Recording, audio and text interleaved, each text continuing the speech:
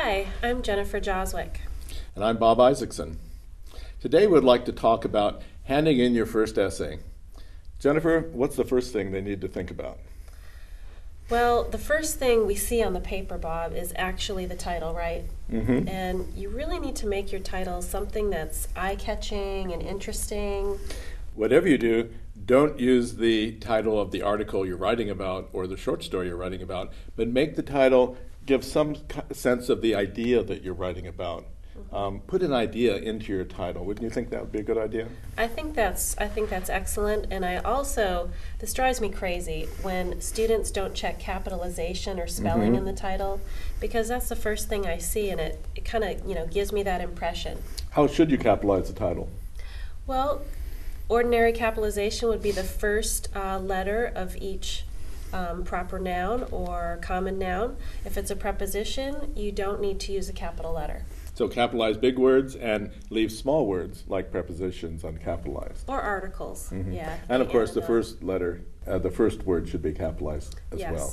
Yes. Yeah. I think most importantly though, make the title interesting, make it kind of eye-catching, make it something that lures the reader into your writing. And the best way to do that is to have an idea in your title. Next comes the introductory paragraph. Typically, we tell students there are a lot of ways of writing an introduction, but whatever you do, lead into your topic. Don't just announce what your paper is going to be about at the beginning of the introduction, but lead the reader gradually in, kind of warm the reader up to your idea. Are there any ways of doing that? Or I usually tell my students to try using a quote, an interesting quote that they found. A question is one way to start. Something that really could shock the reader, maybe a fact or statistic that's really surprising. Is there anything else you tell your students? Sometimes a personal anecdote. In some papers, if you tell a little story or an anecdote about yourself, it might be a good lead-in to your topic to get the reader's interest. That's another idea. Sure. Whatever you do, try to wake the reader up and make him or her interested in what's going to follow. Typically, at the end of your introductory paragraph, which is your first paragraph, comes your thesis sentence. But before you get to your thesis, make sure you've given enough background about the topic. You've answered those 5 W's, the who, what, when, where, why, and how, because otherwise I'm left a little confused about the topic sometimes if I don't see that before I get to the thesis. Yeah.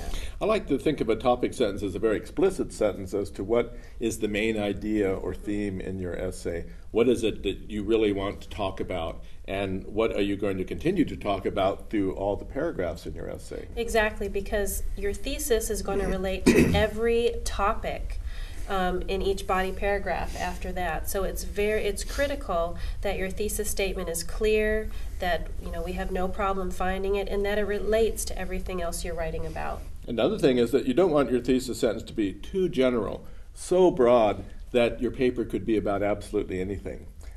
Always try to anchor it in whatever your assignment is. If it's to write about an essay that you've been reading in English in your English class, you might want to mention the author's name and the title of the essay and what your main idea or perception about that essay is. What is it you want to teach the reader? Exactly. And about the essay you've been assigned to write about. So in your thesis statement, tell your general topic, and then what is that specific piece you're going to be exploring in your essay about that topic?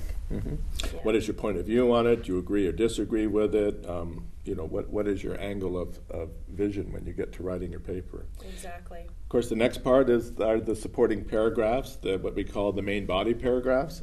This can be any number of paragraphs. We like to think of a typical college essay running from about 4 to 8 paragraphs, perhaps, if you were talking a 500 to 800 word theme? I think it depends on how developed you're getting into your essay or your topic.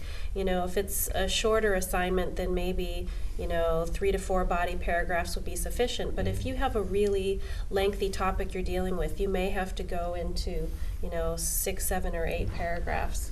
One thing you do want to avoid, I think, is to have a lot of little short 3 or 4 sentence paragraphs. Oh, yeah. Because that means usually that your ideas aren't developed enough. A paragraph typically looks closely at one idea and develops it as far as it needs to be developed. but be sure that they're developed adequately so that you really develop, you get the reader interested in it, and you don't just announce an idea then move on to the next paragraph. But in this way of announcing, I'd like to see a clear topic sentence.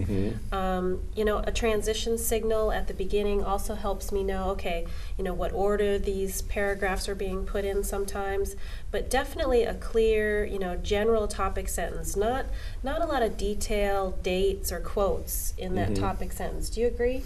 Sure. The topic sentence, which should be at the head of every paragraph if possible, should announce what is that paragraph going to focus on. Exactly. And usually it's an idea. Exactly. And that you're going to gather quotes and summary and paraphrase and evidence that support that idea. Yeah. How about quoting, Jennifer? This happens in the main body paragraphs frequently. Right. You had an idea about quoting. I thought it was kind of neat. I use the hamburger analogy for, the topic sentence, supporting sentences, and conclusion sentence, because you can't forget to conclude your paragraph. But when you use a quote, you want to layer it. You just don't want to throw it out there so it's just sitting there by itself.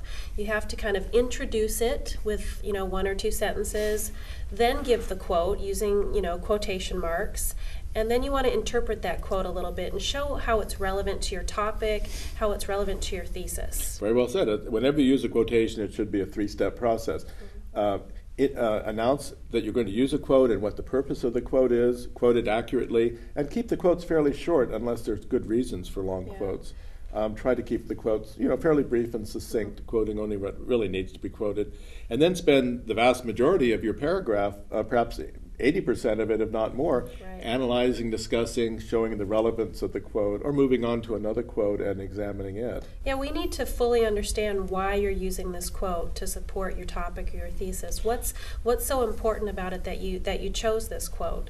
And you don't have to say that in those words, but explain it. And in your supporting paragraphs, it's not a good idea to begin a paragraph with a quotation. No. Because it's just like it drops out of the sky and the reader's unprepared for it. So always introduce it. Be sure you have a topic sentence, and then also be sure you introduce your quotes and let the reader know where they come from and why you're using them, really. Yeah, and don't forget at the end of each paragraph to kind of close that paragraph and or transition to the next paragraph. So your body paragraphs will have some flow to them as they go one to another. And to link onto that idea, always be sure that somewhere in your paragraph, maybe towards the end, go back to your thesis idea. Show how what you've covered in that paragraph links back to your thesis, because your thesis is your central idea. So all of your supporting paragraphs should go back to that, and you should remind the reader of your thesis idea, or at least show how it's being used in that paragraph. How about the conclusion as a wrap-up here? I was just going to ask you, how do you think students best conclude their essays? I think there are a lot of different options, but I think the conclusion is very, very important. I think it's the last impression you leave on your reader. And when your English teacher has read 30 or 40 essays on a Saturday, the thing he or she really remembers is the conclusion. That's where you make or break an essay, I think. That's right. You can do a lot of different strategies, but whatever you do, be sure that you've convinced the reader of the importance, the significance of your topic. Some things you might want to try would be to summarize your main points. What have you discussed already that you want to remind the reader about? You don't want to introduce a lot of new information in your conclusion. It's really the time for you to go back and tell us what was important, how it relates back to your thesis, and like Bob said, leave a lasting impression and be very strong about it. And bring closure to the whole paper. Whatever you've covered, be sure that in some way you echo that in your conclusion, and in some way show why it was important and why your essay is important.